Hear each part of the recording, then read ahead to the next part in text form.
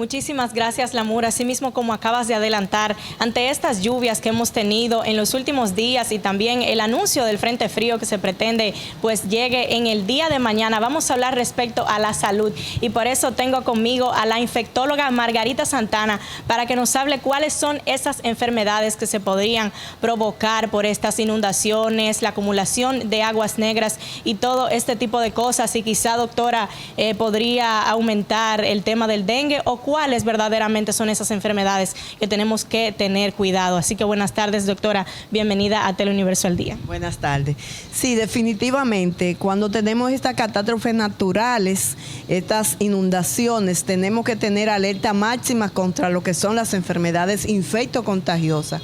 Comenzamos hablando de las enfermedades gastrointestinales que por el arrastre de las aguas que contaminan sobre todo a las ensaladas crudas y los alimentos que son crudos, tenemos que tener mucha cuidado con lo que es comer alimentos crudos, sobre todo ensalada.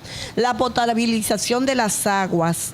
Generalmente cuando vienen estas inundaciones también los acueductos sufren y esas aguas pueden contaminarse y pueden producir cuadros diarreicos, incluso el cólera puede ser contaminada, esas aguas pueden adquirir esa bacteria y por tanto si no tenemos agua segura debemos de hervirla por 10 minutos para evitar que podamos sufrir estas diarreas.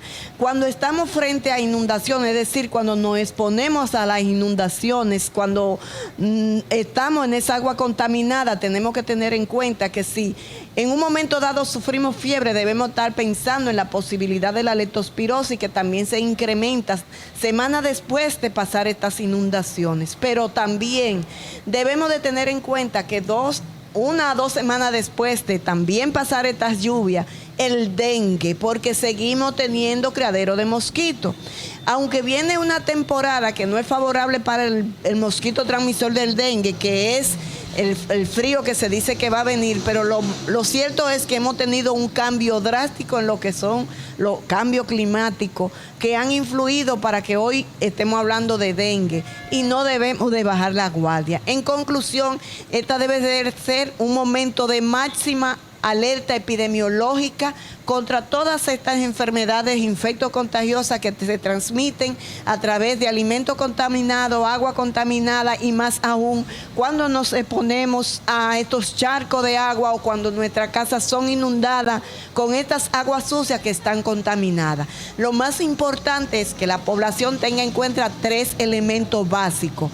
Primero, si no tiene buena potabilización de sus aguas en su casa, deben hervirla. Segundo, no comer alimentos crudos o ensalada cruda. Y tercero, ante el síntoma de la fiebre, que es lo que el principal síntoma de todas estas enfermedades, deben acudir al centro de atención más cercano y no quedarse en casa. Doctora, sería bueno saber si todas las personas están, que se puede contagiar de todas esas enfermedades que usted menciona, o hay algunos que son más débiles por algún cuadro que presenten anteriormente.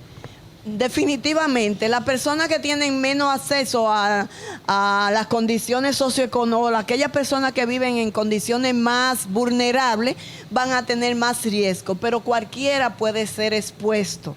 Las personas que viven en un nivel socioeconómico más favorable tienen menos posibilidad, pero aquellas personas que viven en hacinamiento, aquellas personas que viven en los barrios donde no tienen buena disposición discreta, esas son personas que están más predispuestos a ser infectados. Además, la pobre educación, señores, vemos cómo se bañan en los charcos de agua sucia.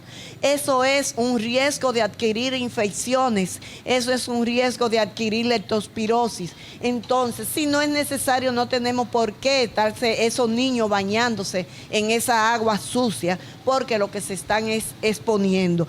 Aquellas personas que tienen menos educación, es posible que se expongan más, porque la que tenemos un poco más de educación, sabemos que en esas aguas nos podemos contaminar y si no es que se nos inunde nuestra casa, sin necesidad no nos vamos a exponer. Bueno, pues ahí estuvimos escuchando a la infectóloga Margarita Santana, quien nos estuvo aconsejando esto tan importante y que tengamos cuidado respecto a estas vaguadas. También algo más que quiere añadir. Algo importantísimo es, la principal medida de control de las infecciones es la higiene de las manos. Y ahora tenemos que estar muy al tanto de lo que es lavarnos las manos antes de ir al baño, lavarnos las manos después de ir al baño y lavarnos las manos antes de preparar alimentos. Muchísimas gracias, doctora, por todas esas recomendaciones. Ya ustedes saben, no se expongan a esas aguas sucias. Tengan cuidado también con los alimentos crudos y recuerden que el dengue sigue y este tipo de vaguadas, estas aguas negras, pues es lo que provoca, como dijo la doctora, la especialista, a que pues aumenten estos casos. Así que muchísimas gracias, doctora, y ustedes recuerden mantener la prevención, sobre todo en estas épocas. Así que, Lamur, por el momento es toda la información que tengo. Yo vuelvo contigo a los estudios.